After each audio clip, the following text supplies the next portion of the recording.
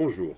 Alors aujourd'hui nous allons continuer notre cours sur la descente de charge et nous allons essayer de faire ou bien de montrer comment est faite ou bien est réalisée une descente de charge classique sur un ouvrage en béton armé d'une structure étagée. Alors je vais commencer tout d'abord par parler de la constitution, voilà, d'un plancher terrasse. Alors, on sait très bien que pour établir une descente de charge, il nous faudra connaître les charges par mètre carré au niveau de la terrasse, les surcharges par mètre carré au niveau de la terrasse aussi les charges permanentes au niveau des étages courants, indice EC, exprimé aussi en tonnes par mètre carré, et la surcharge d'exploitation aux étages courants, donc qui va dépendre de l'utilisation de l'espace, donc logement, on aura 150 kg par mètre carré, bureau 250. Alors commençons tout d'abord par voir comment estimer les charges permanentes au niveau des étages courants et des planchers terrasses. Alors la charge permanente, on a vu qu'elle dépend principalement des éléments qui constituent donc le plancher. Voilà, donc si je vous montre rapidement une constitution d'un plancher au niveau de la terrasse, il est composé de différents éléments. Alors parmi ces éléments, on voit ici le plancher, c'est un plancher corps creux, donc on voit ici l'entrevous. On voit aussi la dalle de compression, le treillis soudé, la poutrelle. On voit aussi différents éléments qui constituent donc ce plancher terrasse. Voilà, on a différents éléments qui le constituent. Alors chaque élément, il a un poids par mètre carré spécifique et on va essayer de donner ou bien d'énumérer les différents poids spécifiques par mètre carré de chaque composant du plancher. Commençons donc, voilà. Alors, dans notre plancher, vous allez remarquer qu'on a une protection lourde de gravier roulé. Donc, c'est les fameux graviers d'une terrasse inaccessible. Alors, pour les graviers roulés, vous avez une densité de 1700 kg par mètre cube. On met environ 5 cm de gravier roulé. Et bien, 1700 fois 0,05, ça me donne 85 kg mètre carré de gravier roulé sur ma terrasse, ici, comme vous pouvez le voir. Alors, nous avons aussi l'étanchéité, donc c'est le complexe d'étanchéité qui va comprendre le multicouche, le papier craft, donc ce sont des éléments assez spéciaux qu'on verra peut-être en fin d'année, lorsqu'on verra un petit peu les différents types d'étanchéité à mettre en place sur les terrasses, si le temps le permet, Inch'Allah. Ici, Bespranou nous prêtera longue vie. Alors, l'étanchéité multicouche, alors c'est les fameux rouleaux que vous voyez qu'on met sur les terrasses, qu'on colle à l'aide d'un enduit bitumineux, donc goudron. D'accord, il pèse 12 kg par mètre carré. Le papier craft aussi, 5 kg par mètre carré. Nous avons aussi la forme de pente. La forme de pente, alors c'est quelque chose d'assez spécifique. Donc vous avez le gravier roulé, vous avez l'étanchéité, le papier craft, et puis vous avez ici la forme de pente. La forme de pente, c'est quoi? Eh bien, c'est un béton qu'on coule sur la dalle, un béton supplémentaire qu'on va couler sur la dalle et pour lequel on va donner une certaine pente. Ben, cette pente-là, elle est réalisée une fois que le béton, donc la forme de pente et cette forme de pente, je disais forme de pente, une fois qu'elle a été coulée, lui donne une certaine pente. C'est pour assurer l'écoulement des eaux pluviales vers les descentes d'eau. D'accord? Nous avons des descentes d'eau pluviales. Donc cette pente-là, elle va diriger le flux, d'accord, le débit à l'eau, vers là où il y a les descentes d'eau pluviale. Ben, en général, la forme de pente, elle a une épaisseur de 7 à 12 cm maximum, parfois plus, parfois moins. Donc une moyenne je dirais, de quelques centimètres. En moyenne, moi je prends 10 cm. Donc, le béton, il a une densité de 2500 kg par mètre cube. Pardon, donc il y avait un zéro qui avait sauté. Multiplié par 0,1, 2400, pardon. 2400, c'est un béton qui n'est pas armé. Donc c'est 2400 kg par mètre cube, multiplié par 0,01, et ça me donne 240 kg par mètre carré. La feuille polyane, c'est pour éviter les remontées ou bien la migration des eaux et de l'humidité vers le plancher. L'isolation, donc elle pèse 1 kg, donc c'est des feuilles en plastique qu'on met, donc on déroule sur le plancher. Bon, souvent cet élément n'est pas mis en place chez nous, d'accord. Alors, vous avez l'isolation thermique. Donc, généralement, on utilise du liège. Donc, l'isolation thermique, c'est pour éviter qu'il y ait trop de chaleur pour les habitants qui seraient ici. Hein. D'accord? Vous imaginez le soir, hein, je pense que bon nombre d'entre vous, vous allez habiter sous une dalle. Et bien, le soir, vous allez avoir beaucoup de chaleur. Alors, voilà, on va dire que je fais une différence entre les garçons et les filles. Donc, je lui mets un garçon ici. Allez. Voilà, s'il y a de la chaleur, ben elle va descendre le plancher. Donc on met cet isolant thermique, 4 cm. Généralement c'est du liège. Voilà, donc c'est du liège, c'est pour éviter qu'il y ait trop de chaleur en dessous du plancher. Ben, juste après, vous aurez votre pare-vapeur, aussi c'est un élément pour éviter la condensation ou bien le transfert d'humidité vers le plancher. Vous avez juste après le corps creux avec tout ce qui constitue. Généralement dans les bâtiments, les constructions voilà, individuelles, même des petites tours, vous avez des planchers en corps creux de 16 cm, plus 4 cm de dalle de compression. Et ce genre de plancher, vous pouvez voir qu'il pèse 285 kg par mètre carré. Bien sûr, en dessous du plancher, vous allez avoir donc l'enduit-plâtre, finition, 30 kg. Donc tout ça, ça constitue le plancher terrasse. Là, vous voyez, si je fais la sommation, j'aurai 676 kg par mètre carré. Donc si je prends 1 mètre carré de ce plancher-là, hein, rappelez-vous des surfaces d'influence, on va y arriver, il va peser 676 kg par mètre carré. Parfait. Ça, c'est pour le plancher terrasse.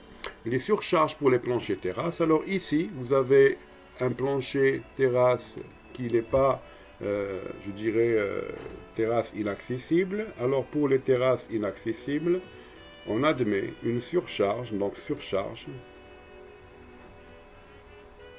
généralement, de 100 kg par mètre carré. Donc 100 kg par mètre carré. Très bien. Alors maintenant, nous allons voir ce qui se passe pour un plancher étage courant. Voilà, on va descendre. C'est pratiquement la même chose, sauf qu'il y a de nouveaux éléments, des éléments qui vont sauter, de nouveaux éléments qui vont apparaître. Alors là, je ne l'ai pas dessiné, mais vous allez vous retrouver. Nous avons toujours le corps creux, donc le plancher, d'ailleurs, donc celui-là, donc toujours 285. Vous allez avoir du carrelage granito, donc 2 cm, même si c'est la dalle de sol, ça pèse pratiquement le même poids au mètre carré. D'accord, le mortier de pose, bien sûr, le carrelage est posé sur un mortier, donc un mortier de pose, donc qui pèse qui pèse 80 kg par mètre carré. Donc mortier de pose 2 cm à 4 cm, ça dépend. Donc ça dépend de la finition du plancher. Si elle est bien faite, il est bien plan notre plancher, qu'il n'y a pas d'aspérité sur la dalle, donc elle est bien coulée, bien lissée. Vous pouvez poser jusqu'à 2 cm. Alors, par contre, si la dalle est mal faite, et mal lissée, mal nivelée, vous pourrez alors partir jusqu'à 4 cm de mortier de pose pour avoir le carrelage posé à un niveau. Et donc ça représente à peu près 80 kg. Le mortier de pose, en général, on prend 2000 kg par mètre cube. Pardon, c'est pas par mètre carré ici. Voilà. Voilà. Lit de sable, bien sûr, généralement sur la dalle, avant de poser le mortier de pose, on pose un lit de sable de 1,5 cm pour le nivellement du niveau. Les cloisons de distribution, c'est toutes les cloisons, hormis les cloisons, les doubles cloisons à l'extérieur. Donc c'est les cloisons de distribution. Alors on prend forfaitairement 100 kg par mètre carré. L'enduit plâtre, toujours, l'enduit plâtre sous le plancher, c'est 30 kg. Et bien vous allez avoir, regardez, pour les étages courants, un poids par mètre carré de 563 kg par mètre carré. Regardez la différence, la terrasse 676, l'étage courant 563. L'étage est beaucoup plus léger que la terrasse. Vous voyez, ben, je comprends pourquoi. J'ai pas mal d'éléments qui existent là, mais qui n'existent pas ici. Très bien. Alors pour estimer une descente de charge, donc je viens d'estimer les différents poids par mètre carré, mais attention, nous avons aussi des parois en double cloison, les maçonneries en double paroi sur toute la périphérie et sur tous les espaces, donnant sur l'extérieur, une cage d'escalier ou une façade. Alors nous avons toujours une double paroi qui est faite de deux briques, une brique de 10 cm et une brique de 15, avec un revêtement extérieur en ciment et un revêtement intérieur en plâtre. Alors l'enduit extérieur en ciment par mètre carré de paroi, vous allez estimer ça à 30 kg par mètre carré. Donc si je prends 1 mètre carré de paroi, je sais que le ciment de finition, donc sur la face, l'enduit de ciment, il pèse 2000 kg par mètre cube, c'est une donnée. Alors on met en général à l'extérieur 1,5 cm sur la paroi extérieure. Je multiplie, je trouve qu'un mètre carré de cloison extérieure va peser uniquement pour le ciment, donc le revêtement extérieur pèsera 30 kg par mètre carré. Donc 1 mètre carré de paroi, si je dessine ça comme ça, je dessine 1 mètre carré de paroi. Oups, qu'est-ce que c'est que ça? What is this? Voilà. J'ai 1 mètre carré de paroi. J'ai une paroi composée de deux briques. Donc une brique extérieure, une brique intérieure avec une lame d'air. Si je prends 1 mètre carré, 1 mètre carré de cette paroi, c'est ce que je suis en train de faire, je veux connaître, bien savoir combien pèse 1 mètre carré de cette paroi-là.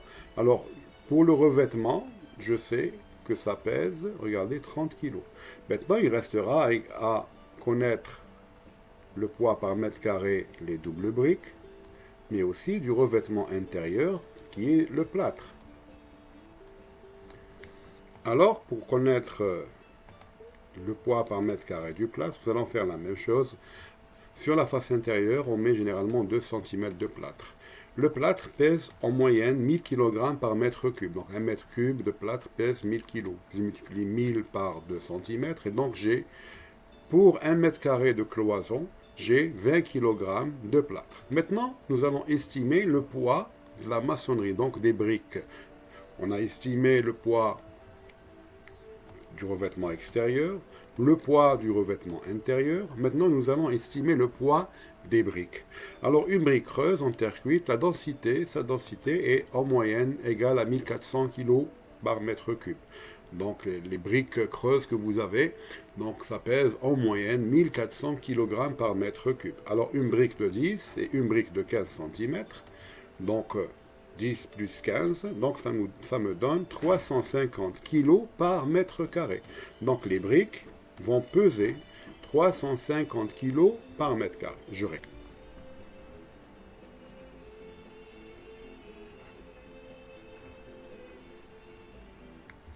Donc je disais, multiplié par, je vais prendre la hauteur de 2,66 m, je vais la multiplier, non pas par 350, petit lapsus, excusez-moi, mais sur la somme totale, fois 400 kg par mètre carré. Ceci est des mètres, c'est de la hauteur. Ceci, c'est de la surface. Et bien je trouve quoi? Je trouve une charge uniformément distribuée par la longueur. Donc c'est la charge uniformément distribuée par la longueur, par mètre linéaire, de le complexe, ou du complexe maçonnerie. plus revêtement extérieur et intérieur. Alors, 2,66 par 400 me donne, donc je disais, 2 mètres 66 de hauteur de maçonnerie, multiplié par 400 kg par mètre carré, me donnait une charge de 1064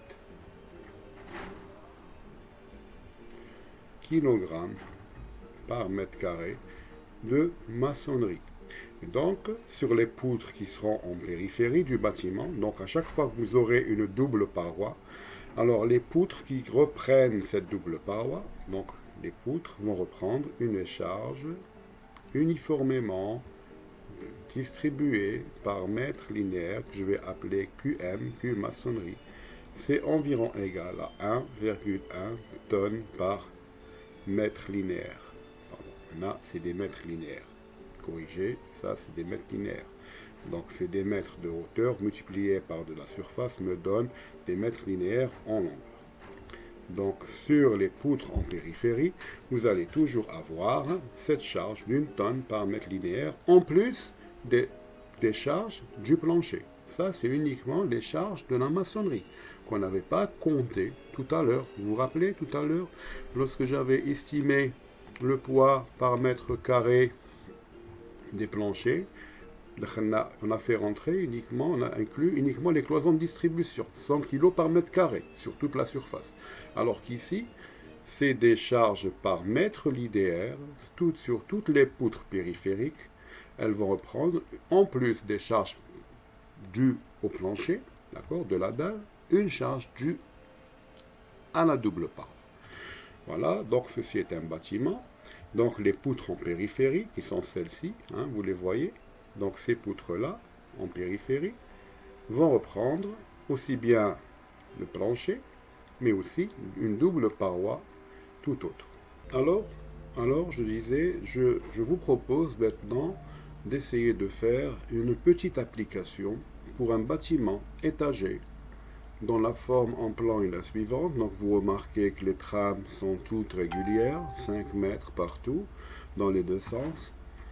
Les charges permanentes et les surcharges d'exploitation sont comme suit. Donc aux étages courants, la charge permanente, c'était la même qu'on a définie plus haut, donc 563 kg par mètre carré. Au niveau de la terrasse, 676 kg par mètre carré. La surcharge d'exploitation, donc Q, c'est 100 kg par mètre carré, étant donné que c'est une terrasse inaccessible. D'accord. Les surcharges d'exploitation au niveau des étages courants, c'est un logement. Et bien, sur la norme que je vous avais présentée déjà une fois, elle vous dit que pour des étages courants, la surcharge par mètre carré qu'on doit mettre ici, c'est 150 kg par mètre carré. Si c'était des bureaux, ça serait différent, ça serait 250. Donc, à chaque fois que vous avez un espace, ou bien que vous aurez un espace, il faut aller voir du côté de la norme, pour définir ces quantités-là. Alors, pour les planchers, pour les charges permanentes, vous voyez ce que vous avez comme constitution du plancher. Si c'est un plancher comme on vient de le définir plus haut, ce sera ça. Si c'est un plancher différent, vous estimez, vous allez calculer le poids au mètre carré de chacun des constituants. Très bien. Alors, lorsqu'on a une descente de charge, on a les charges, c'est des données, et nous avons notre géométrie. Le bâtiment, il est en R plus 8. Donc, nous allons avoir combien de niveaux? Donc, nous allons avoir 9 dalles. Très bien. Donc, les trames sont régulières. Alors, la première chose à faire lorsqu'on a un exercice comme celui-là de descente de charge, la première chose à faire, c'est de calculer les surfaces d'influence pour tous les poteaux. Ici, ça va être facile, vu que la trame est régulière. Vous avez 5, 5, 5, 5 partout. Alors, prenons un poteau, allez. Généralement, les surfaces d'influence, c'est sous forme de tableau. Mais commençons par ce poteau. Supposons que je veux connaître la surface d'influence attribuée au poteau A1. C'est ce poteau-là. Donc il a une trame suivant Y, une trame suivant X. On va diviser cette trame en deux. On va diviser cette trame en deux. Et puis, je viens de définir sa surface d'influence, du moins graphiquement. Alors, la surface d'influence du poteau A1, ça sera quoi? Ça sera 5 sur 2, donc cette distance, que multiplie 5 sur 2, donc la surface d'influence du poteau A1, c'est 5 sur 2 fois 5 sur 2, et c'est égal à 6,25 mètres. Alors, voyons le poteau de rive. Ça, c'est un poteau d'angle. Pour le poteau de rive, donc on vient de diviser par 2, c'est bon, dans ce sens-là. Je vais diviser encore par 2 dans ce sens-là. Je divise par 2 dans ce sens-là. Et j'ai, regardez, j'ai sa nouvelle surface d'influence pour le poteau A2.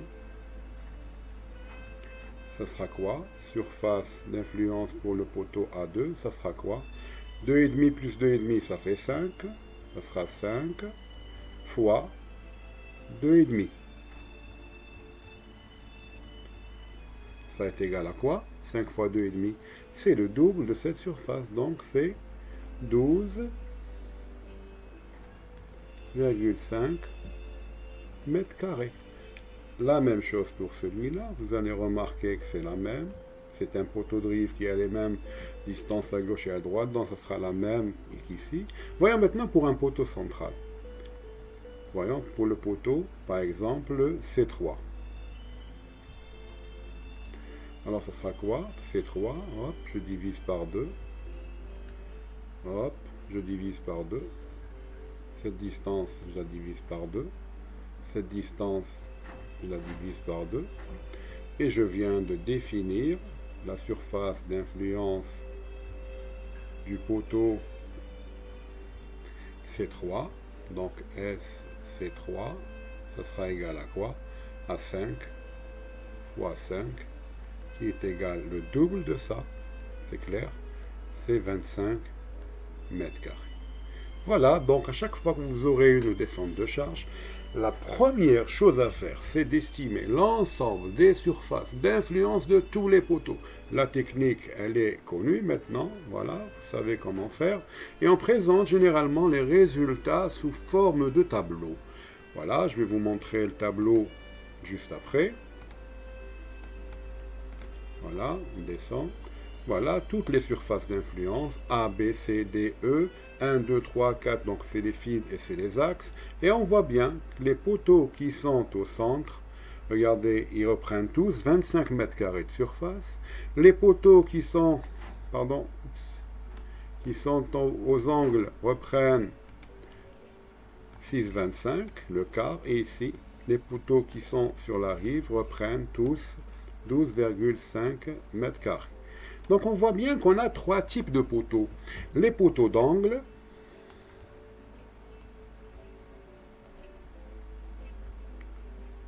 les poteaux de rive,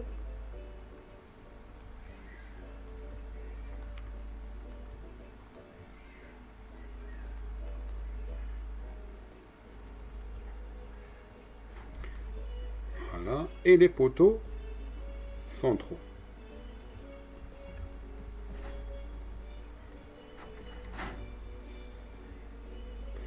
Donc nous allons faire la descente de charge, non pas pour chacun des poteaux, mais pour les poteaux d'angle, dont la surface est de 6,25, pour les poteaux de rive, dont la surface est de 12,5, et pour les poteaux centraux, dont la surface est de 25 mètres carrés. Alors, pour faire une descente de charge, rappelez-vous qu'on avait écrit, alors très rapidement, je vais commencer par le dernier niveau, le dernier niveau.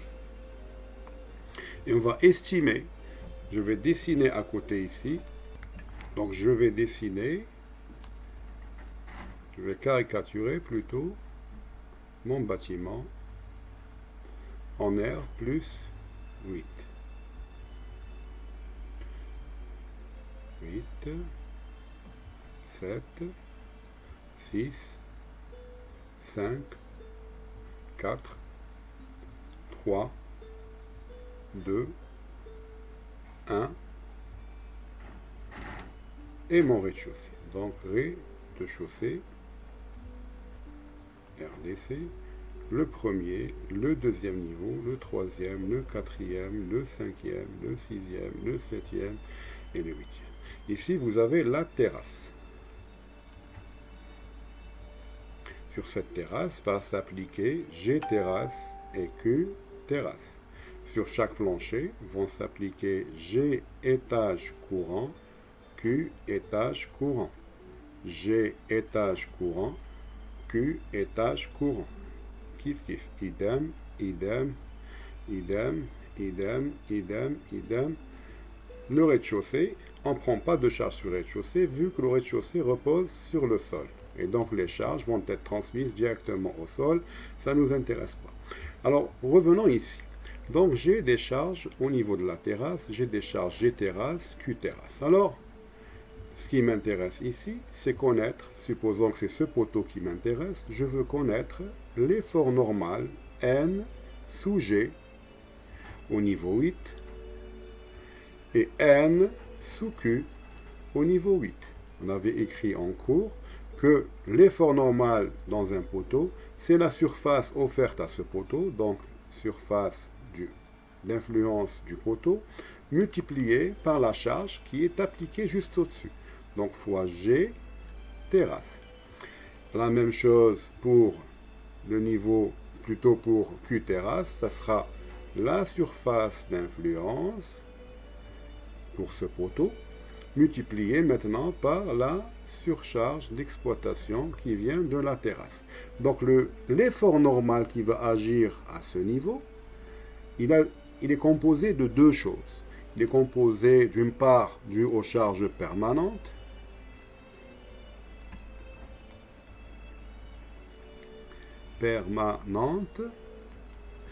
et des surcharges d'exploitation. Donc il y a deux composantes. Je viens de calculer chacune d'elles. Donc si je m'intéresse au poteau central, allez, voyons ce qui se passe pour le poteau central. La surface d'influence pour le poteau central, c'est 25. Donc S central pour le poteau central, c'est 25 mètres carrés. Si je veux m'intéresser à l'effort normal pour le poteau central au dernier niveau, je vais écrire comment? Donc N sous les charges G pour le poteau central, c'est égal à quoi? C'est égal à la surface d'influence de ce poteau central multiplié par la charge répartie qui est au-dessus, fois G terrasse. Je calcule, donc ça sera 25 que multiplie la charge permanente au mètre carré pour la terrasse. On l'avait donné tout à l'heure, hein, vous vous rappelez? C'est laquelle? Je vais remonter d'un niveau. 0,676. Je redescends. Fois 0,676 et ça me donne quoi? Donc ça donne exactement la valeur 16,9 quoi? Tonnes. Cette valeur là. Donc au 8e niveau, j'ai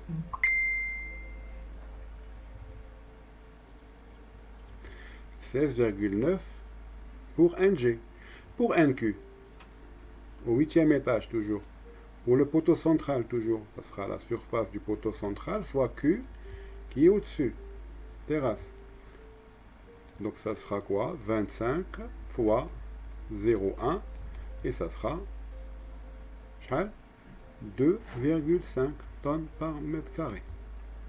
La voici. Alors, on va faire la même chose. On va descendre. Maintenant, on va aller à l'étage 7. À l'étage 7, l'effort qui est ici, je change de couleur.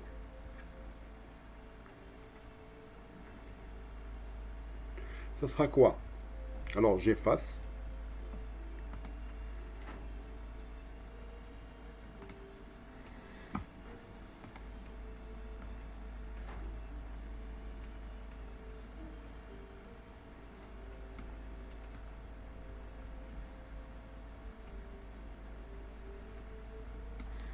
Voilà, je garde uniquement ça. Donc, j'avais un effort qui était ici, je l'ai calculé, Hawlik, Hada ou Hada. Maintenant, je veux connaître l'effort qui est ici. Donc, je vais écrire N, G au niveau 7. Pour le poteau central, toujours, c'est quoi? C'est la surface d'influence pour le poteau central. Donc, là. Donc, le poteau, il reprend cette dalle-là. Regardez, il y a des charges qui vont venir comme ça. D'accord? SC fois, maintenant, G, étage courant. C'est tout? Non, c'est pas tout. Il reprend ça, mais l'effort qui venait du 8e étage, il va passer par lui. Donc, il y aurait toujours plus N, G, NG 8, que j'ai calculé tout à l'heure. Voilà. Pour Q, j'aurai toujours NQ au niveau 7 pour le poteau central. Ça sera toujours la surface d'influence pour le poteau central, puisque je connais, je veux pour les surcharges. Donc je multiplie Q, étage courant, plus la part N du AQ, qui jette من 8e étage. هذه تحبط لهنا. Et donc j'aurai quoi? J'aurai 25 fois, alors la charge par mètre carré pour le plancher étage courant, c'était 563.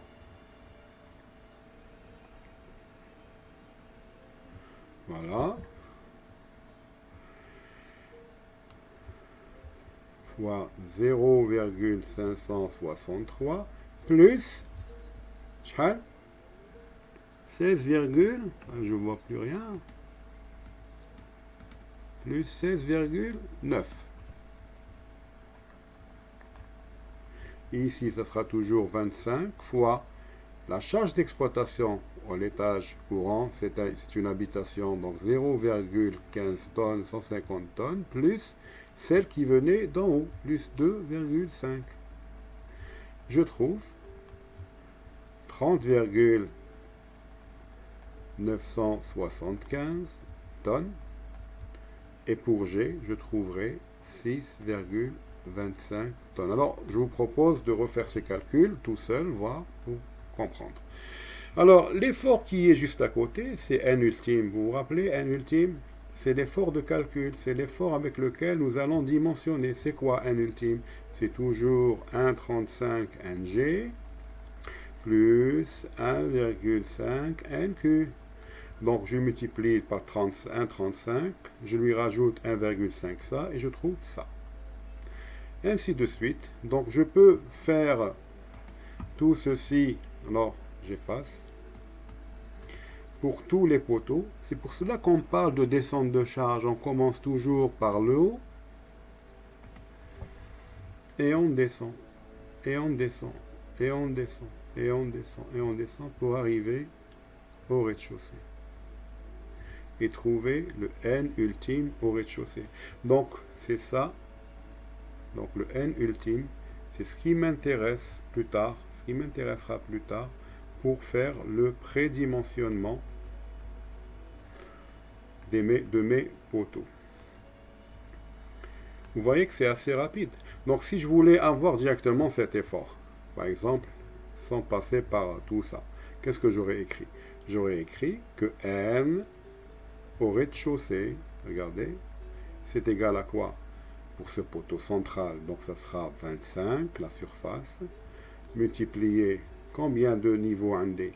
Donc j'ai 1, 2, 3, 4, 5, 6, 7 fois 7, 7 planchers qui ont 0,565 par mètre carré, donc tonnes par mètre carré, ça c'est G, ça c'est le nombre de planchers, ça c'est surface du poteau central, auquel je lui rajoute, puisque G terrasse est différent, je vais lui rajouter la part, donc la surface du poteau central, sous G terrasse 0,676. Et je trouve, on va essayer de faire ce calcul rapidement, pardon, ici faut mettre 563. Et ici, c'est pas 7, c'est 8 planchers. C'est 8 dalles d'étage courant. J'ai un R, regardez, je vais redessiner. Voilà, souvent les étudiants se trompent. Donc 8e, 7e, 6e, 5e, 4e, 3e, 2e, 1er et rez-de-chaussée. J'ai combien de dalles d'étage courant? Wahda, Zouj, 3, 4, 5, 6, 7, 8 dalles. 8 dalles d'étage courant. Et une dalle terrasse. D'accord? Je trouve exactement 129,5 tonnes. J'aurais pu faire la même chose pour N, là c'est pour NG, pour NQ. Pour NQ, ça serait quoi? Ça serait 25, la surface par mètre carré, multiplié par 8, multiplié par la surcharge d'exploitation des étages courants qui est de 150 kg, et 25 pour la terrasse fois 0,1. Et bien vous allez trouver exactement 32,5 tonnes. L'effort normal du AQ, l'effort normal du AG, et là l'effort normal résultant. Donc vous voyez, on vient de voir, bien d'expliciter comment doit être entreprise la descente de charge de manière très simple. C'est des calculs, je dirais, machinaux, d'accord? On peut remarquer ici que c'est une suite, hein? On peut remarquer que c'est une suite. À chaque fois que je descends, je rajoute G fois étage courant, donc réellement pour G, si je calcule le NG,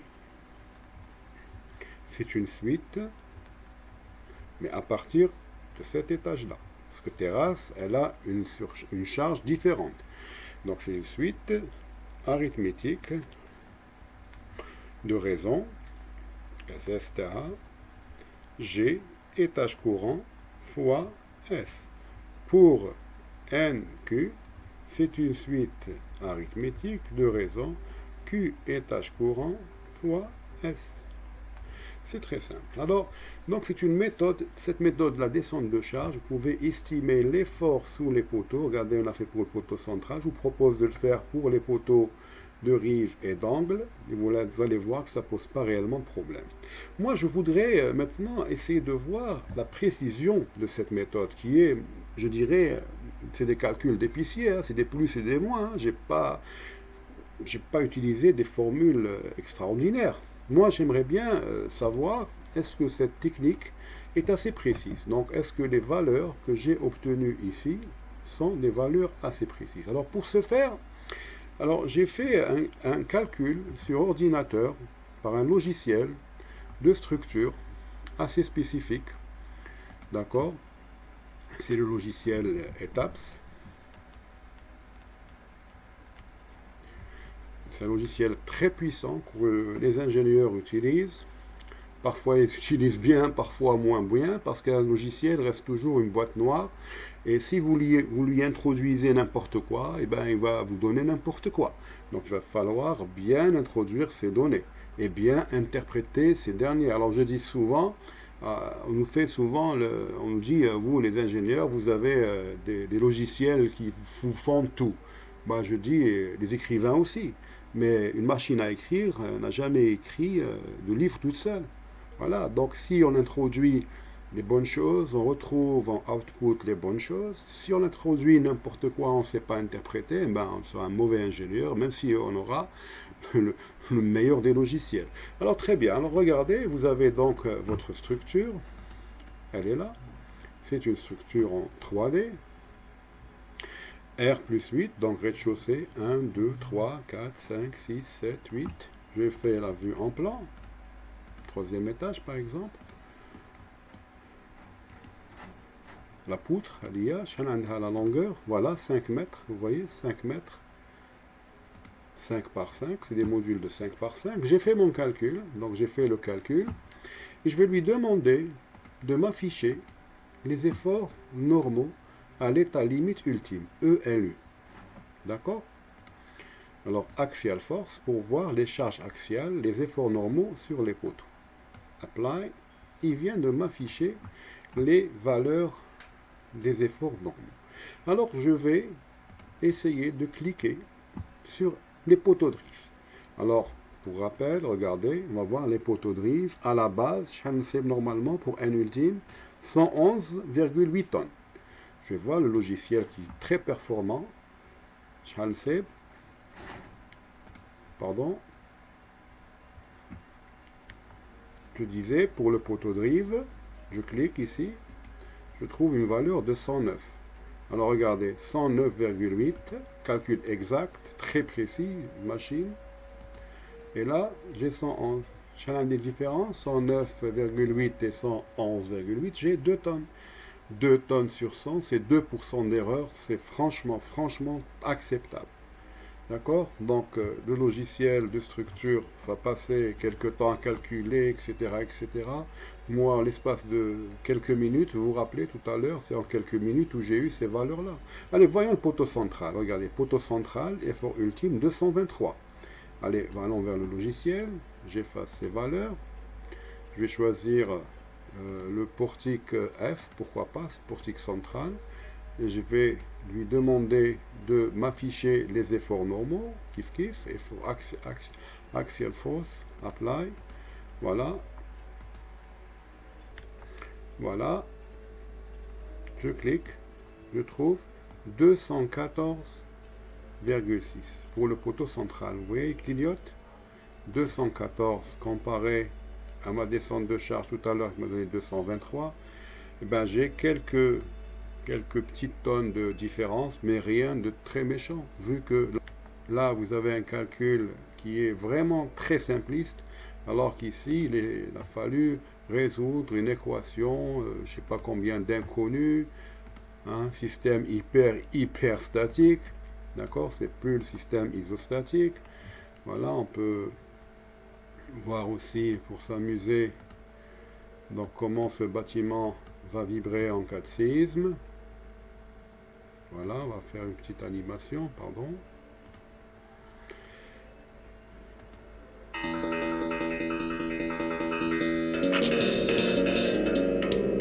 J'aime pas ce son.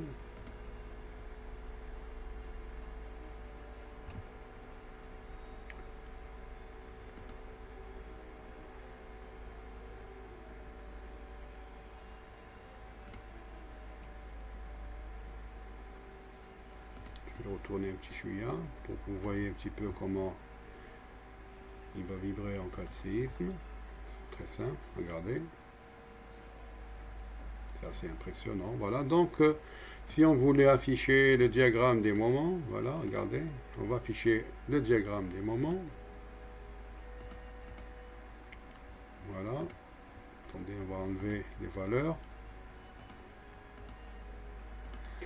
Et je voulais vous parler de quelque chose d'hyper important aussi. Regardez les moments les poteaux. Ils sont presque négligeables, sous charge verticale.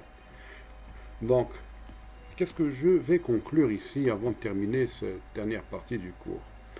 Donc là, la descente de charge, on s'intéresse explicitement à déterminer les efforts normaux. Mais vous allez me dire, monsieur, et les moments fléchissants et les efforts tranchants, oui, ça existe. Mais ces efforts, pour les poteaux, lorsqu'ils sont soumis uniquement à des charges verticales, regardez, ils sont négligeables. Vous voyez le curseur, c'est 0,015. Alors pour les poutres, c'est énorme, c'est 12 tonnes, 3 tonnes. Vous appuyez, regardez, voilà, je vais afficher pour la poutre. Voilà, les efforts, les moments sont assez importants, de l'ordre de 4 tonnes mètres. Alors que pour les poteaux, regardez, ils sont sensiblement presque égaux à 0. Donc c'est pour cela que pour les poteaux, faire un prêt, regardez ici, carrément c'est nul. D'accord? Pour les poteaux, lorsque vous avez à prédimensionner un poteau sous charge verticale, ben, on ne commet pas beaucoup d'erreurs si on se suffit uniquement à l'effort normal, vu que c'est la sollicitation la plus importante et la plus dangereuse pour cet élément de structure. Pour les poutres, c'est autre chose. Alors, mais pour les poteaux, regardez, les poteaux maintenant, je d'effort de flexion, mais si je mets des efforts l'effort normal, hop, les poteaux reprennent énormément d'efforts normal. Regardez comment l'effort normal augmente du haut vers le bas. Donc la descente de charge, elle descend la charge et elle se concentre au bas de la structure. Les poutres, pratiquement, n'ont pas d'effort normal. Donc, voilà, c'est pour cela que pour prédimensionner efficacement des poteaux, ou bien des voiles, ou bien des éléments porteurs verticaux, on s'intéresse beaucoup plus à la sollicitation axiale, donc à l'effort normal. Et regardez, dans cette méthode de descente de charge qu'on a fait, elle est très simple et elle nous donne des résultats de l'ordre de 4 à 5% juste par rapport à un logiciel qui coûte une fortune et qu'il faudra savoir utiliser pour aboutir pratiquement, hein, au même résultat. Voilà, donc j'espère que ça a été bénéfique pour vous, ce deuxième cours sur la descente de charge. Je vous remercie et à bientôt, Charles. Salam alaikum.